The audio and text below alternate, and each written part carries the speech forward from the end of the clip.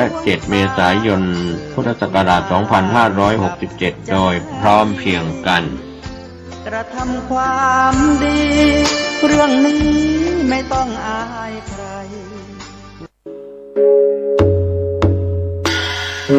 ประชาสัมพันธ์โครงการบรรพชาสามเณรภาคฤดูร้อนของคณะสงฆ์อำเภอดอยสะเก็ดประจำปี 2567 ปีที่ 43 ขอเชิญร่วมเป็นเจ้าภาพอุปถัมภ์โครงการจำนวน 99 รูปรับสมัครเยาวชนชายอายุ 11-15 ปี หรือเกิดปี 2552 ถึง 2556 กำหนดการบรรพชาวันที่ 6-20 เมษายน 2567 ร่วมทำบุญเป็นเจ้าภาพผ้าไตรชุดละ 800 บาท ร่วมทำบุญโอนผ่านบัญชีธนาคารกรุงไทยสาขาดอยสะเก็ดชื่อบัญชีโครงการบรรพชาสามเณรภาคฤดูร้อนอำเภอดอยสะเก็ดเลขที่บัญชี 663-412-0641 ติดต่อรับเป็นเจ้าภาพและสมัครบวชได้ที่กองงานเลขานุการเจ้าคณะอำเภอดอยสะเก็ด096-804-5192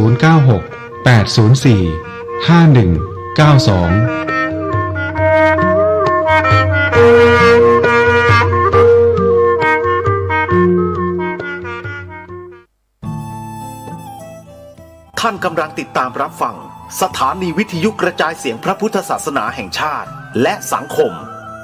คลื่นเพื่อการศึกษาพระพุทธศาสนาและวัฒนธรรมระบบ FM 104.5 เมกะเฮิรตซ์รายการต่อไปเป็นรายการคดีโลกคดีธรรม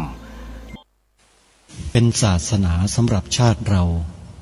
ศาสนาในสมัยนี้เป็นของที่แยกจากชาติไม่ได้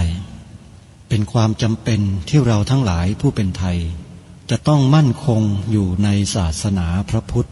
ซึ่งเป็นศาสนาสำหรับชาติเราพระพุทธศาสนาก็ดีหรือศาสนาใดก็ดีที่ตั้งมั่นอยู่ได้ก็ด้วยความมั่นคงของผู้เลื่อมใสตั้งใจที่จะรักษาและข้าพเจ้าพูดทั้งนี้ก็เพื่อชักชวนท่านทั้งหลายอย่างเป็นเพื่อนไทยและเพื่อนพุทธศาสนิกชนด้วยกันทั้งนั้นเพื่อความมั่นคงแห่งพระพุทธศาสนาข้าพเจ้ารู้สึกว่าได้ทำหน้าที่สมควรแก่อุปถัมภ์พระพุทธศาสนาเราจะตั้งใจรักษาศาสนาของเราด้วยชีวิตและถ้าท่านตั้งใจจะช่วยข้าพเจ้าในกิจอันใหญ่นี้แล้วก็จะเป็นที่พอใจข้าพเจ้าเป็นอันมากเพราะฉะนั้นเป็นหน้าที่ของเราทั้งหลายที่จะช่วยกันบำรุงรักษาพระพุทธศาสนาอย่าให้เสื่อมสูญไปการที่จะบำรุงพระพุทธศาสนาเราต้องรู้สึกก่อนว่าหลักของพระพุทธศาสนาคืออะไรเราจะถือว่าเราเป็นไทยด้วยกันหมดเราจะต้องรักษาความเป็นไทยของเราให้ยั่งยืนเราจะต้องรักษาพระพุทธศาสนาให้ถาวรวัฒนาการอย่างที่เป็นมาแล้วหลายชั่วโคตรของเราทั้งหลายพระบรมราโชวาทของพระบาทสมเด็จพระมงกุฎเกล้าเจ้าอยู่หัวรัชกาลที่ 6พระบรมราโชวาทก็ดีพระราชนิพนธ์ก็ดีหรือพระบรมราชโองการของพระมหากษัตริย์ถือเป็นบทบัญญัติแห่งกฎหมายทั้งหมดทั้งสิ้นการบัญญัติให้พระพุทธศาสนาเป็นศาสนาประจำชาติไทยไว้ในรัฐธรรมนูญ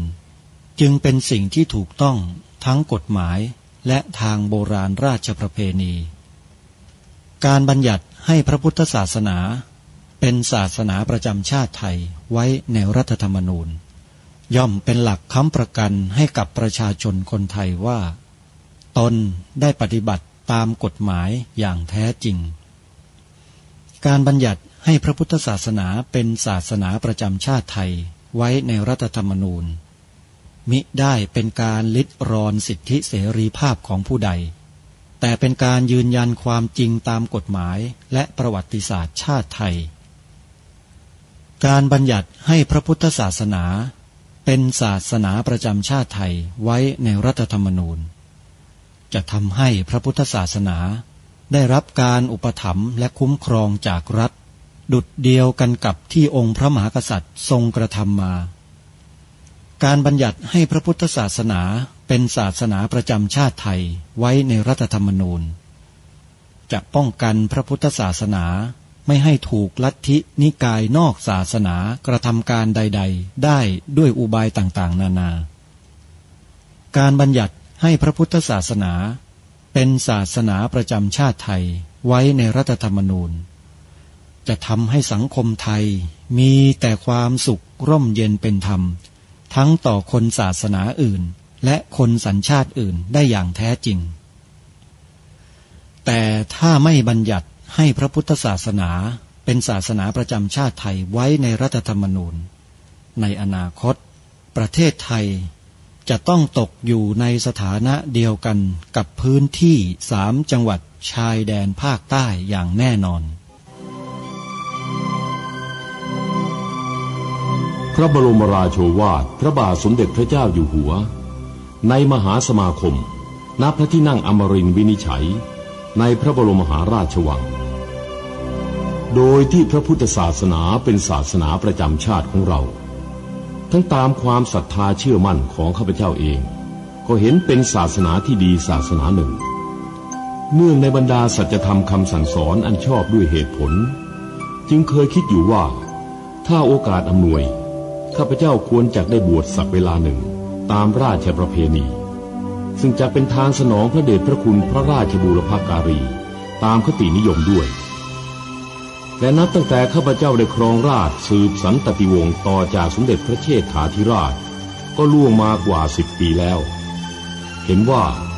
น่าจะถึงเวลาที่ควรจะทำตามความตั้งใจไว้นั้นแล้วประการหนึ่งอันหนึ่งการที่องค์สมเด็จพระสังฆราชหายประชวรมาได้ในคราวประชวรครั้งหลังนี้ก่อให้เกิดความปีติยินดีแก่ข้าพเจ้ายิ่งนักได้มาคำนึงว่าถ้าในการอุปสมบทของข้าพเจ้าได้มีองค์สมเด็จพระสังฆราชตั้งแต่วันจันทร์ถึงวันศุกร์และวันเสาร์อาทิตย์ท่านสามารถดาวน์โหลดแอปพลิเคชันวิทยุพุทธศาสนาทั่วไทยติดตามรับฟังรายการนี้พร้อมด้วยรายการธรรมะสาระดีๆจากสถานีวิทยุพระพุทธศาสนาแห่งชาติคลื่นต่างๆเป็นจำนวนมากถึง48 สถานีทั่วไทยและสถานีวิทยุที่จะแนะนำให้สาธุชนได้ติดตามรับฟังเป็นพิเศษก็คือสถานีวิทยุที่มีชื่อต่อไปนี้ 1. วัดป่าจริยธรรม 2. วัดหนองกาย 3. วัดศรีอุดมวงศ์ 4. วัดฝายหิน 5. วัดบ้านปลาคูน 6. วัดสามชุก 7. วัดอารามมงคลเป็นต้นวัดเหล่านี้มีเนื้อหาสาระในรายการคดีโลกคดีธรรมออกอากาศแล้วก็มีธรรมะสาระต่างๆมากมายที่น่าสนใจข่าวสารงานบุญทั้งหลายทั้งปวงก็สามารถที่จะติดตามรับฟังแล้วร่วมบุญผ่านสถานีวิทยุเหล่านี้ได้โดยเฉพาะสถานีวิทยุวัดป่าจริยธรรมกำลังเชิญชวนสาธุชนร่วมบุญหล่อองค์พระพุทธจริยธรรมเป็นพระประธานประจำมหาอุโบสถของวัดป่าจริยธรรมเป็นการเททองหล่อในวาระที่3ท่านสามารถเข้าไปติดตามรับฟังเนื้อหาสาระหรือจะเข้าไปดูข้อมูลรายละเอียดผ่านเว็บไซต์ของวัดป่าจริยธรรมด้วยตนเองก็ได้โดยพิมพ์เข้าไปใน Google ว่า www.wadpa.net เพียงเท่านี้ก็เข้าเว็บไซต์ได้แล้วอีกวัดหนึ่งคือวัดหนองกายวัดนี้กำลังสร้างอุโบสถทรงเจดีย์พุทธคยาสวยงามทรงคุณค่ามากและกำลังเชิญชวนญาติโยมร่วมบุญทอดผ้าป่าของวัดหนองกาย ในไม่กี่วันข้างหน้านี้ ขอเรียนเชิญเจริญพรญาติโยมสาธุชนที่สนใจจะร่วมบุญกับทางวัดหนองกายสามารถเข้าร่วมบุญได้โดยจะมีการจัดประเพณีในวันทอดผ้าป่าด้วยนั่นก็คือประเพณีเตียวขึ้นดอยส่งน้ำพระพุทธบาท4 รอยในวันที่23 มีนาคมศกนี้เริ่มต้นจากลานครูบาศรีวิชัยหน้าวัดหนองกายนะโยมนะบุญประเพณีเหล่านี้เนี่ยทำให้ประเทศไทยเรามีความเจริญและมีความมั่นคงมาจนถึงวันนี้เราต้องช่วยกันสืบสารรักษาต่อยอดบุญประเพณีเหล่านี้กันไว้เพราะฉะนั้นในวันที่23 มีนาคมขอเชิญชวนญาติโยมสาธุชนพี่น้องชาวเมืองไปรวมกันที่วัดหนองกายแต่เช้านะโยมนะเพื่อจะร่วมกิจกรรมงานบุญประเพณีเตียวขึ้นดอยส่งน้ำพระพุทธบาท4 รอยกันใครที่จะร่วมทางร่วมบุญก็ติดต่อไปที่วัดหนองกายที่หมายเลขโทรศัพท์081-765-6469หรือ083-789-3642หรือท่านจะเข้าไปดูรายละเอียดด้วยตัวของท่านเองทางเว็บไซต์ของวัดหนองกายก็สามารถเข้าไปได้ที่ www.wadnongkai.com รายละเอียดต่างๆอยู่ในเว็บไซต์นี้ทั้งหมดอนุโมทนาบุญทุกท่านส่วนงานบำเพ็ญกุศลทักษิณานุปทานสวดพระอภิธรรมสรีระสังขารท่านพระครูธรรมธรสุมนนันทิโกอดีตเจ้าวาดวัดจากแดงจัดงานเริ่มมาตั้งแต่เมื่อวานนี้18 มีนาคมแล้วจะไปสิ้นสุดลงในวันที่24 มีนาคมมีกิจกรรมตลอดทั้ง7 วัน 7 คืนมีการสาธยายพระไตรปิฎกมีการสาธยายมนต์มีการสาธยายคัมภีร์มหาปัฏฐานตลอด24 ชั่วโมงทั้ง7 วัน 7 คืนที่วัดจากแดงอำเภอพระประแดงจังหวัดสมุทรปราการและในวันที่24เป็นวันชาปนกิจสรีระสังขารของท่านอาจารย์พระครูธรรมธรสุมนนันทิโกจึงขอเรียนเชิญเจริญพรญาติโยมสาธุชนท่านใดสะดวกก็สามารถเดินทางไปร่วมกิจกรรมกับทางวัดจากแดงได้โทรศัพท์สอบถามที่หมายเลข084-677-7588หรือ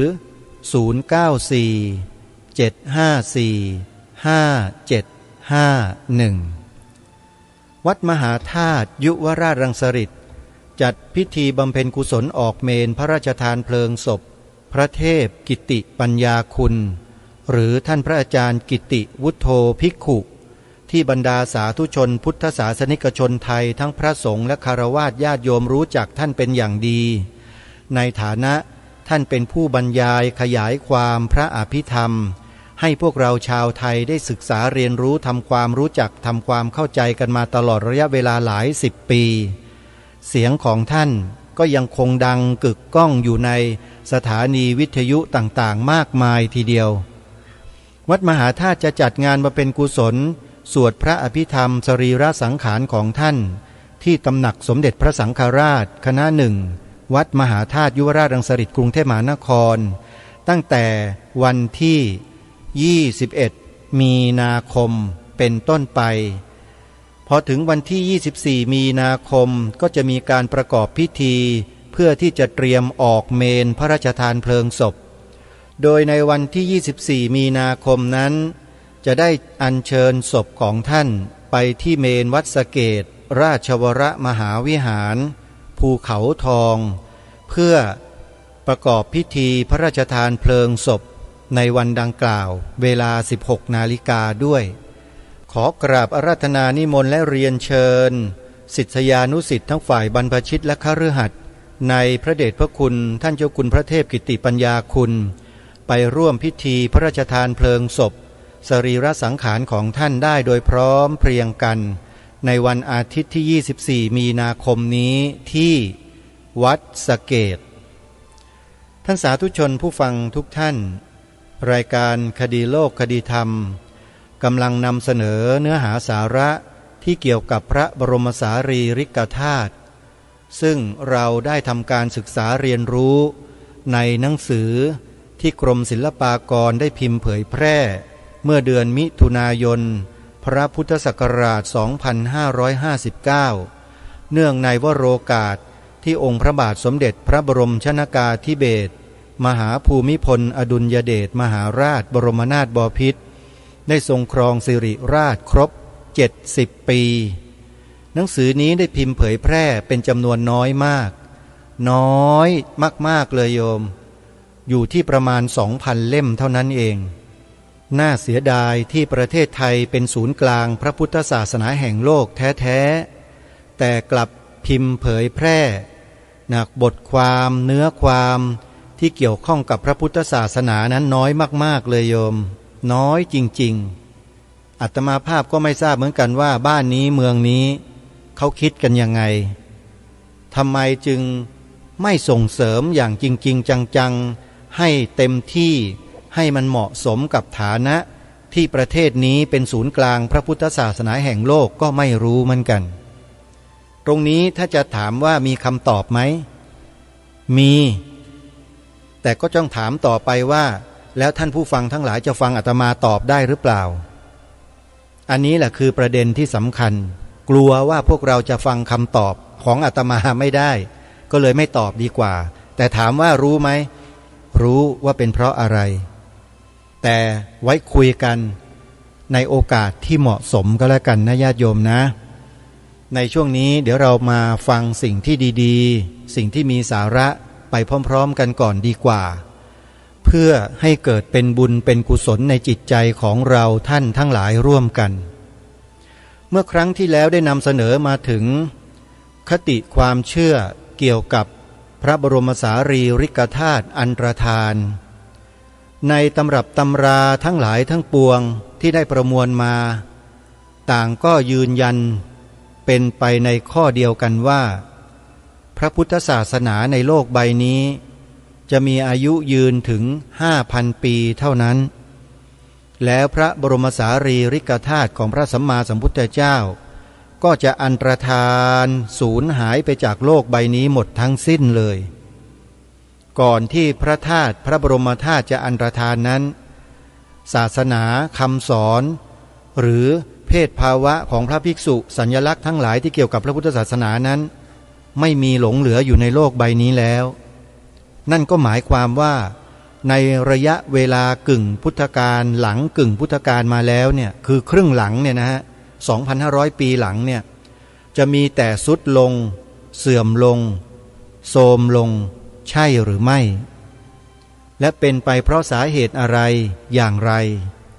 เรื่องนี้พุทธธรรมนายของพระสัมมาสัมพุทธเจ้ามีตรัสแสดงไว้ในคัมภีร์พระไตรปิฎกทั้งหมดแล้วญาติโยม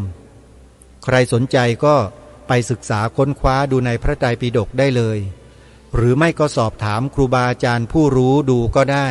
เพราะท่านมีความรู้ความสามารถศึกษาค้นคว้าอย่างละเอียดมีอยู่เยอะโยมนะอาตมาภาพเองก็ต้องศึกษากับครูบาอาจารย์เหล่านี้เหมือนกันแต่สำหรับวันนี้เรามาฟังเนื้อความที่เกี่ยวกับพระบรมสารีริกธาตุต่อจากครั้งที่แล้วกันต่อครั้งที่แล้วเรามาจบลงตรงที่ว่าคติเกี่ยวกับพระบรมสารีริกธาตุปรากฏในคัมภีร์พระพุทธศาสนาหลายคัมภีร์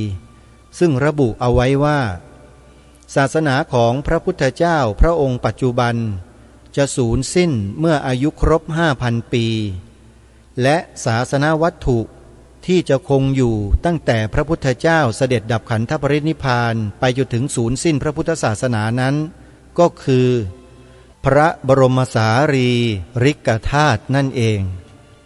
เราก็ฟังกันมาถึงตรงนี้ ทีนี้เรามาดูบทที่สองในหนังสือดังกล่าวนี้ท่านได้กล่าวถึงเรื่องใดในบทที่สองนี้ทางกรมศิลปากรได้หยิบยกเรื่องพระบรมสารีริกธาตุสู่สุวรรณภูมิและสยามประเทศพระบรมสารีริกธาตุสู่สุวรรณภูมินั้นมีความปรากฏอยู่ในตำรับตำราในประวัติศาสตร์ทางโบราณคดีไว้อย่างไรเดี๋ยววันนี้เราลองมาฟังกันดูซิว่ากรมศิลปากรจะนำเสนอเรื่องนี้ให้พวกเราได้รับรู้รับทราบในลักษณะเช่นใดหลังจากพระพุทธเจ้าปรินิพพานแล้ว270 ปีหรือพระพุทธศักราช270พระเจ้าอโศกมหาราชแห่งราชวงศ์โมริยะได้เสวยราชสมบัติทรงมีความศรัทธา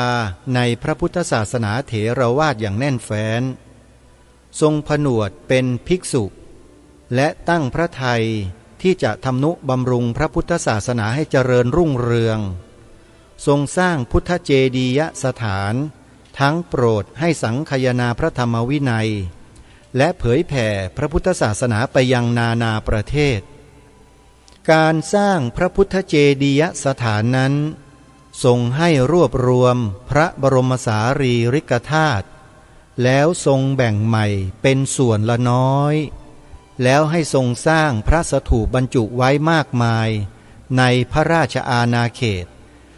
นอกจากนี้ยังทรงประทานไปยังประเทศต่างๆที่อยู่ไกลออกไป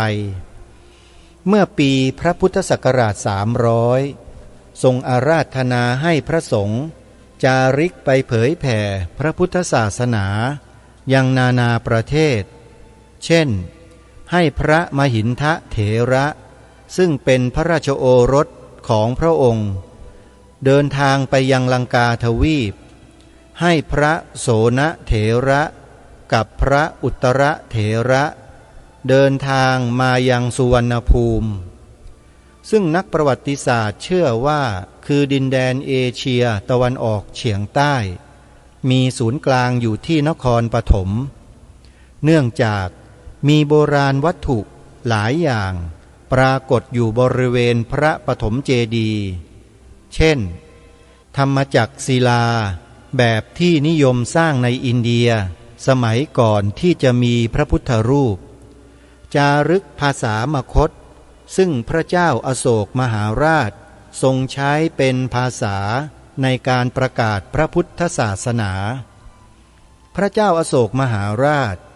มีพระราชประสงค์ให้สร้างสถูปบรรจุพระบรมสารีริกธาตุขึ้นทั้งภายในและภายนอกพระราชอาณาเขตตามตำนานได้กล่าวไว้ว่าทรงให้สร้างพระสถูปขึ้นเป็นจำนวนมากถึง 84,000 องค์ดังนั้นเมื่อทรงอาราธนาให้พระสงฆ์เดินทางไปเผยแผ่พระพุทธศาสนายังดินแดนนอกพระราชอาณาเขตจึงน่าที่จะทรงมอบพระบรมสารีริกธาตุให้พระสงฆ์เหล่านั้นอัญเชิญไปประดิษฐานยังดินแดนต่างๆนั้นด้วยพระบรมสารีริกธาตุจึงน่าจะเข้ามาสู่ดินแดนสุวรรณภูมิแต่ครั้งนั้นหลักฐานพระสถูปที่มีอายุเก่าแก่ร่วมสมัยกับระยะเวลาดังกล่าวก็คือเจดีย์พระประทมองค์เดิมก่อนที่พระบาทสมเด็จพระจอมเกล้าเจ้าอยู่หัวจะทรงสร้างพระปฐมเจดีย์ครอบลงดังที่เห็นในปัจจุบันพระสถูปเดิมก่อนที่จะมีการสร้างพระเจดีย์ใหญ่ครอบในสมัยรัชกาลที่4นั้นเป็นของโบราณเรียกกันว่าพระประทมเป็นที่เคารพของพุทธศาสนิกชนมาช้านาน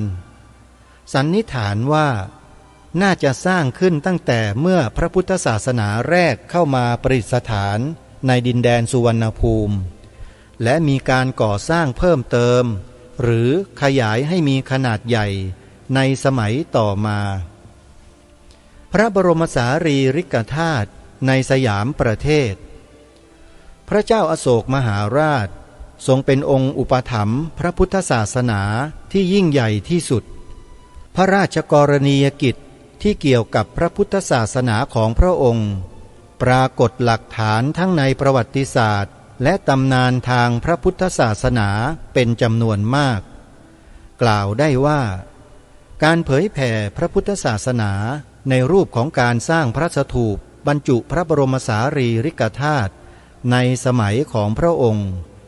ได้เป็นแบบอย่างแก่พระมหากษัตริย์ในสมัยต่อมาที่ทรงนับถือพระพุทธศาสนาในสมัยกรุงสุโขทัยพระมหากษัตริย์ทรงดำเนินตามพระเจ้าอโศกมหาราชด้วยการสร้างพระสถูปพระมหาธาตุประจำเมืองหรือเป็นศูนย์กลางของพระนครสมัยกรุงศรีอยุธยาพระมหากษัตริย์หลายพระองค์เสด็จออกทรงผนวดเช่นสมเด็จพระบรมไตรโลกนาถแห่งกรุงศรีอยุธยาและพระเจ้าติโลกราชแห่งเชียงใหม่กษัตริย์บางพระองค์โปรดให้สังคายนาพระไตรปิฎกเหล่านี้ล้วนเป็นคติที่ทรงดำเนินตามแนวธรรมราชาดังเช่นพระเจ้าอโศกมหาราชพระพุทธศาสนาเข้ามาสู่ดินแดนที่เป็นประเทศไทยตั้งแต่ก่อนพุทธศักราช500และประดิษฐานมั่นคงมาแต่ครั้งนั้นสิ่งเคารพบูชาที่เป็นเสมือนตัวแทนของพระพุทธเจ้าก็คือพระสถูปบรรจุพระบรมสารีริกธาตุตั้งแต่ปีพระพุทธศักราช500จนถึงปีพระพุทธศักราช1500ข้อมูลที่เป็นลายลักษณ์อักษรเกี่ยวกับประวัติศาสตร์ของภูมิภาคนี้ปรากฏน้อยกระทั่งถึงราวพุทธศักราช1600พระเจ้าอโนรธามังช่อหรือพระเจ้าอนุรุทธมหาราชแห่งราชอาณาจักรพุกามขยายอาณาเขตเข้ามาถึงล้านนาและรบบุรีพระพุทธศาสนาเถรวาทอย่างพุกามจึงเผยแผ่เข้ามาด้วยครั้นถึงพุทธศตวรรษที่17พระพุทธศาสนาเถรวาทลัทธิลังกาวงศ์ได้รุ่งเรืองขึ้นในลังกาทวีปพระเจ้าปรักมพาหุกษัตริย์ลังกาในครั้งนั้นก็ทรงเป็นองค์อุปถัมภ์พระพุทธศาสนาทรงดำเนินพระราโชบายเผยแผ่พระพุทธศาสนาเช่นเดียวกับพระเจ้าอโศกมหาราชกิตติศัพท์ความรุ่งเรืองของพระพุทธศาสนาในลังกาเรื่องลือมาถึงประเทศไทยพม่าและมอญมีพระภิกษุสงฆ์จากประเทศดังกล่าว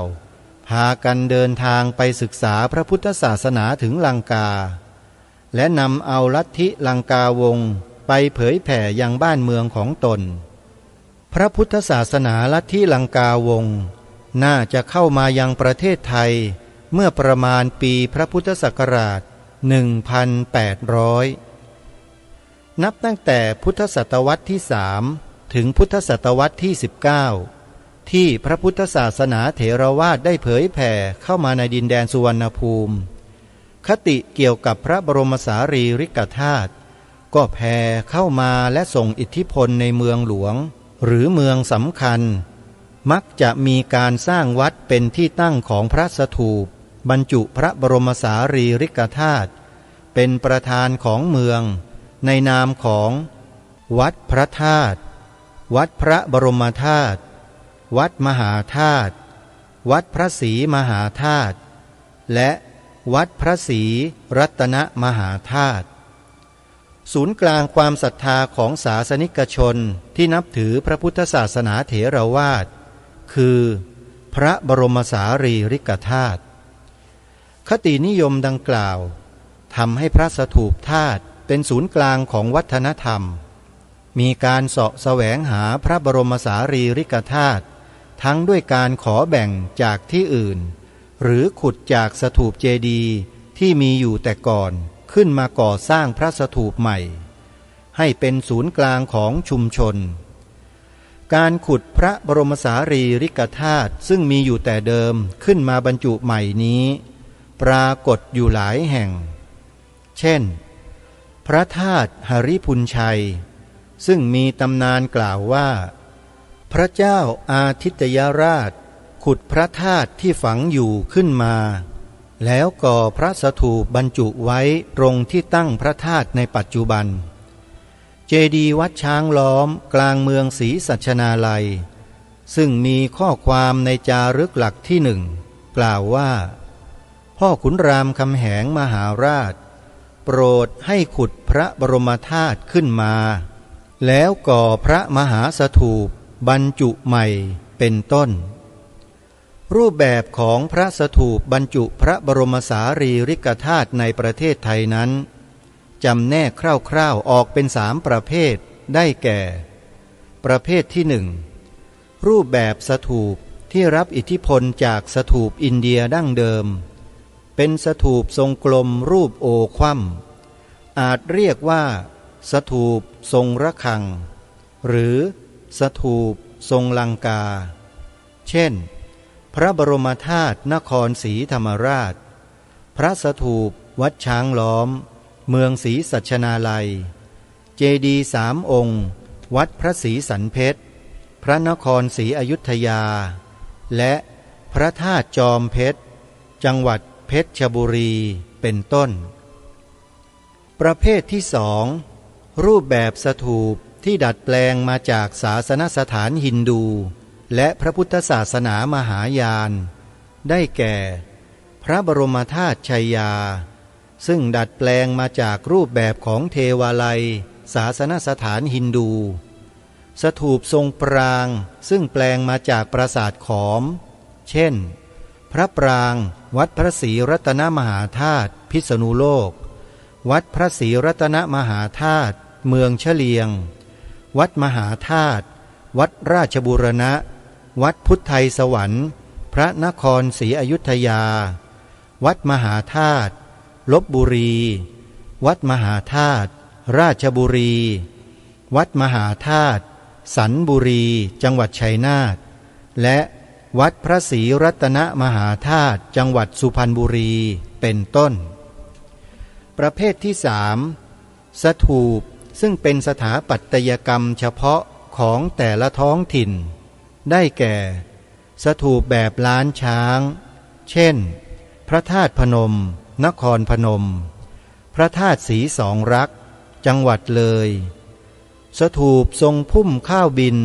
หรือทรงดอกบัวตูมของอาณาจักรสุโขทัยเช่นวัดพระศรีมหาธาตุสุโขทัยวัดเจดีย์7 แถวศรีสัชนาลัยพระบรมธาตุเมืองตากเป็นต้นพระมหาธาตุสำคัญในประเทศไทยพระสถูปสำคัญในประเทศไทยส่วนมากมีประวัติหรือตำนานว่าเป็นที่บรรจุพระบรมสารีริกธาตุมีเพียงบางแห่งเท่านั้นที่มีตำนานระบุว่าภายในบรรจุพุทธบริขารหรือสิ่งที่เกี่ยวเนื่องกับพระพุทธเจ้าเช่นพระประโทนเจดีย์จังหวัดนครปฐมซึ่งตามตำนานว่าเป็นที่บรรจุโทนะหรือทนานทองที่โทนพราหมณ์ตวงพระบรมสารีริกธาตุให้แก่เมืองต่างๆเนื่องจากพระพุทธศาสนาประดิษฐานมั่นคงในประเทศไทยมาเป็นเวลาช้านานดังนั้นเมืองสำคัญแต่โบราณในทุกภูมิภาคของประเทศจึงมีพระเจดีย์หรือพระสถูปบรรจุพระบรมสารีริกธาตุอยู่หลายเมืองเช่นเมืองเชียงใหม่ลำปางลำพูนเป็นต้นเมืองโบราณบางแห่งในปัจจุบันมีฐานะเป็นอำเภอเช่นอำเภอรองจังหวัดแพร่เจดีย์พระบรมสารีริกธาตุที่สำคัญในหัวเมืองภาคเหนือมักมีตำนานซึ่งอ้างพุทธธรรมนายว่าในอนาคตสถานที่นั้น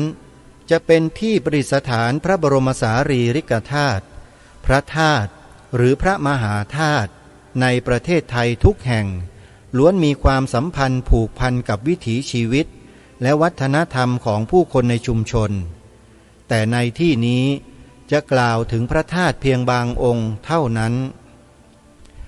พระปฐมเจดีย์พระปฐมเจดีย์แต่เดิมชาวเมืองเรียกกันว่าพระปฐมหรือพระประทมเป็นพระสถูปบรรจุพระบรมสารีริกธาตุที่มีอายุเก่าแก่ที่สุดในประเทศไทยคำว่าทมภาษาเขมรแปลว่าใหญ่ตรงกับคำว่าหลวงในภาษาไทยรูปทรงของพระสถูปเมื่อแรกสร้างเป็นอย่างไรไม่ปรากฏหลักฐานเมื่อพระบาทสมเด็จพระจอมเกล้าเจ้าอยู่หัวจะทรงปฏิสังขรณ์ใหญ่จึงมีพระราชวินิจฉัยว่าน่าจะเป็นของเก่าแก่มีการบูรณะปฏิสังขรณ์หลายคราว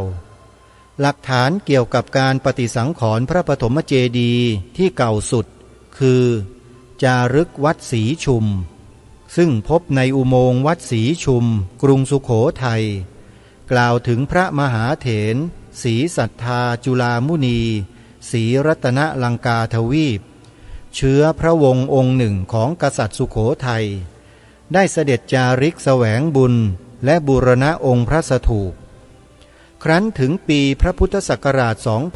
2401 พระบาทสมเด็จพระจอมเกล้าเจ้าอยู่หัวเสด็จพระราชดำเนินไปทรงนมัสการเสด็จประทักษิณรอบพระเจดีย์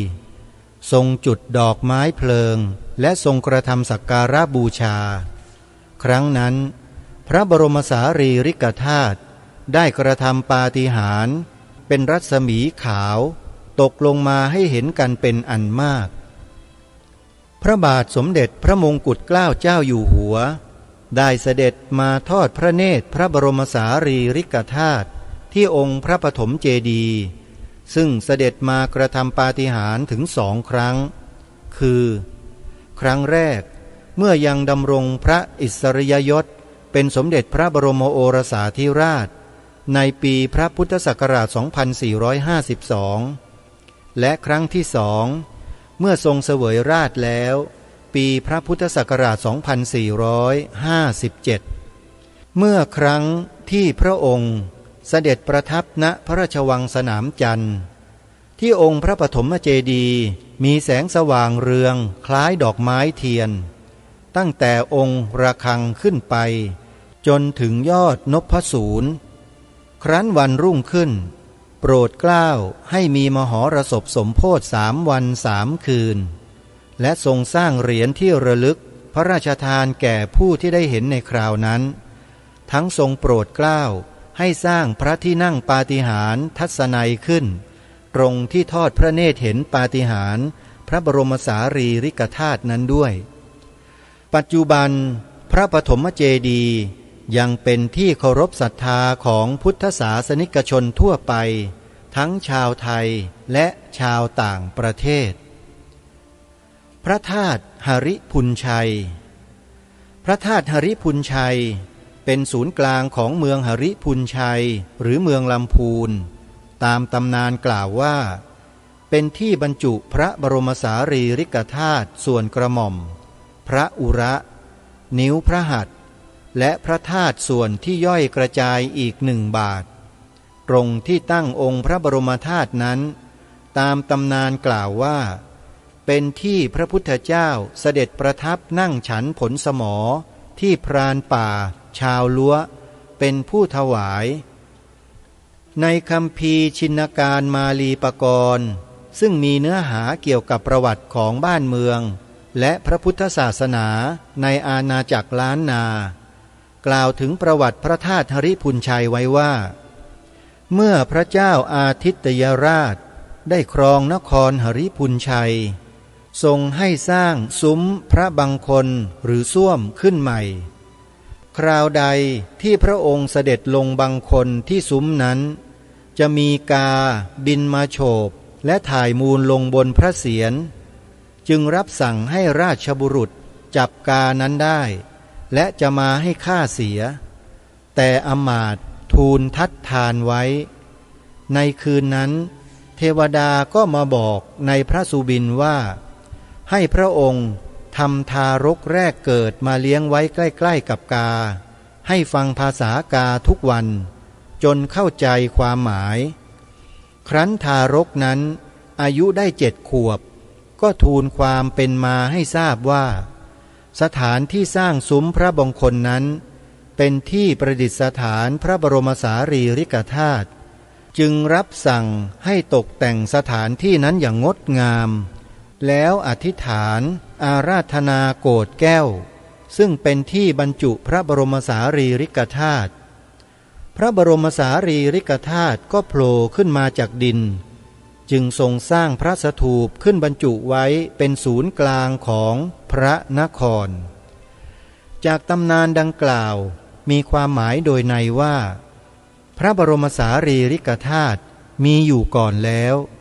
จนถึงรัชกาลพระเจ้าอาทิตยราชพระองค์โปรดให้ขุดพระบรมสารีริกธาตุขึ้นมาแล้วสร้างพระสถูปครอบเมื่อปีพระพุทธศักราช 1440 ต่อมามีการบูรณะสร้างเสริมองค์พระธาตุอีกหลายครั้งที่สำคัญเช่นในรัชกาลของพระเจ้าเมงรายพระเจ้าแสนเมืองมาพระเจ้าติโลกราชเป็นต้นพระธาตุดอยสุเทพพระเจ้ามังรายทรงสร้างเมืองเชียงใหม่ขึ้นที่เชิงดอยสุเทพเมื่อปีพระพุทธศักราช 1839 ดอยสุเทพนี้ในชินการมาลีปกรณ์และตำนานพระธาตุดอยสุเทพเรียกว่าอุจฉุปัปพสหรืออุจฉุบรรพตอุจฉุในภาษาบาลีแปลว่าอ้อยดังนั้นดอยสุเทพในสมัยโบราณน่าจะมีชื่อว่าดอยอ้อยเรื่องราวในตำนานของพระธาตุดอยสุเทพมีลักษณะคล้ายกับพระธาตุองค์อื่นๆในอาณาจักรล้านนาคือกล่าวว่าในครั้งพุทธกาลพระพุทธเจ้าได้เสด็จมาประทับและทรงมีพระพุทธธรรมนายว่าหลังจากพระองค์ปรินิพพานแล้วที่ประทับตรงนั้นจะเป็นที่ตั้งสถูปพระบรมสารีริกธาตุตำนานกล่าวว่าเมื่อครั้งพระพุทธเจ้าเสด็จมายังดอยอุจฉุบรรพตพร้อมด้วยอรหันตสาวก500 องค์หลังจากทรงรับอาหารบิณฑบาตของย่าแสะแม่ลูกแล้วได้ประทานพระเกศธาตุคือพระเกศเส้นหนึ่งให้บรรจุไว้ที่ดอยนั้นและมีพุทธธรรมนายว่าเมื่อพระตถาคตปรินิพพานไปแล้วนั้นยังจักมีลูกศิษย์พระตถาคตชื่อว่าสุมาณภิกขุพร้อมด้วยพระยาตนหนึ่งจักเอาธาตุออกแห่งพระตถาคตมาจุไว้ในดอยที่นี้ต้นฉบับตำนานพระธาตุดอยสุเทพเป็นคัมภีร์ใบลานอักษรล้านนาเนื้อหาในตำนานดังกล่าวเป็นข้อมูลสำคัญเกี่ยวกับประวัติศาสตร์และประวัติพระพุทธศาสนาในกรุงสุโขทัยทั้งความเป็นมาของพระธาตุดอยสุเทพซึ่งได้พระบรมสารีริกธาตุจากสุโขทัยไปสร้างพระสถูปบรรจุไว้ที่นั่นในปีพระพุทธศักราช 1875 พระมหาเถรอุทุมพรปุพพมหาสวามีได้เดินทางไปศึกษาพระพุทธศาสนาที่ลังกาแล้วนำลัทธิลังกาวงศ์มาประดิษฐานที่เมืองพันธ์ต่อมาพระเจ้ากือนากษัตริย์ราชวงศ์มังรายได้เป็นพระเจ้าแผ่นดินเมืองเชียงใหม่ระหว่างปีพระพุทธศักราช 1898 ถึง 1928 ได้ทรงส่งคนไปอาราธนาพระมหาเถระอุทุมพรปุพพมหาสวามีให้นำพระพุทธศาสนาลัทธิลังกาวงศ์จากเมืองพันธ์ไปประดิษฐานที่เมืองเชียงใหม่พระมหาเถรอุทุมพรปุพพมหาสวามีจึงขอให้พระเจ้ากือนาอาราธนาพระสุมาณเถระซึ่งเป็นศิษย์ของท่านอยู่ที่เมืองสุโขทัยให้ไปตั้งคณะลังกาวงศ์ขึ้นที่เชียงใหม่พระเจ้ากือนา ก็ยกริ้วพลออกรับพระสุมณเถระเข้ามาพำนักที่วัดพระยืนจังหวัดลำพูนพระสุมณเถระอยู่ที่วัดพระยืนเมืองลำพูน2 พรรษาถึงปีพระพุทธศักราช 1926 พระเจ้ากือนาก็ทรงพระราชอุทิศอุทยานไม้ขยอมสร้างเป็นวัดเบิกชื่อว่าบุปผารามสวนดอกไม้หลวงซึ่งปัจจุบันคือวัดสวนดอกและโปรดให้สร้างเจดีย์บรรจุพระบรมสารีริกธาตุที่พระสุมณเถระนำไปจากสุโขทัยไว้ที่วัดสวนดอกยังมีพระบรมสารีริกธาตุเหลืออยู่อีกส่วนหนึ่งจึงอัญเชิญขึ้นประดิษฐานเหนือหลังช้างมงคลแล้วทรงอธิษฐานว่าสถานที่ใดเหมาะสมที่จะเป็นที่ประดิษฐานพระธาตุขอให้ช้างนำไปสู่ที่นั้นช้างมงคลก็มุ่งหน้าสู่ยอดดอยสุเทพเดินประทักษิณเวียน3 รอบแล้วคุกเข่าลงพระเจ้ากือนาจึงทรงประดิษฐานพระบรมสารีริกธาตุไว้ณบริเวณพระธาตุปัจจุบันนี้ในดินแดนล้านนาพระธาตุที่ปรากฏในตำนานว่าเป็นที่บรรจุพระบรมสารีริกธาตุมีอยู่เป็นจำนวนมากพระธาตุทุกองค์เป็นศูนย์กลางของเมืองหรือชุมชนที่รุ่งเรืองมาแต่โบราณเช่นพระธาตุจอมทองจังหวัดเชียงใหม่พระธาตุแช่แห้งจังหวัดน่านพระธาตุช่อแฮจังหวัดแพร่พระธาตุลำปางหลวงจังหวัดลำปางพระธาตุศรีดอนคำอำเภอลองจังหวัดแพร่เป็นต้นและนี่ก็เป็นที่มาที่ไปประวัติความเป็นมาของพระบรมสารีริกธาตุและสถานที่บรรจุพระธาตุต่างๆที่ทางรายการได้หยิบยกขึ้นมาให้พวกเราได้ติดตามรับฟังกันในวันนี้สำหรับญาติโยมสาธุชนที่สนใจจะรับทราบข้อมูลต่างๆเหล่านี้ก็สามารถเข้าไปเยี่ยมชมดูในเว็บไซต์ได้นะโยมนะจะมีเนื้อความเนื้อหาต่างๆที่เผยแพร่อยู่มากมายนะวันนี้เวลาของรายการหมดท่านผู้ฟังเดี๋ยววันพรุ่งนี้มาติดตามรับฟังรายการกันต่อช่วงต่อไปนั้นเป็นพระบรมธาตุนครศรีธรรมราชนะโยมนะใครที่อาศัยอยู่ในพื้นที่ภาคใต้มีความเคารพเลื่อมใสศรัทธาในพระมหาธาตุนครศรีธรรมราชวันพรุ่งนี้อย่าพลาดเดี๋ยวจะนำมาเผยแพร่ให้พวกเราได้ติดตามรับฟังกันสำหรับวันนี้เวลาของรายการหมดท่านผู้ฟังอาตมาภาพคงต้องขอสมมุติยุติรายการไว้แต่เพียงเท่านี้พบกับรายการได้ใหม่ในวันต่อไปขอความสุขความสวัสดีในธรรมแห่งองค์สมเด็จพระบรมศาสดาสัมมาสัมพุทธเจ้าจงปรากฏเกิดมีขึ้นในจิตใจของท่านผู้ฟังทุกท่านทุกคนเทอญขอเจริญพร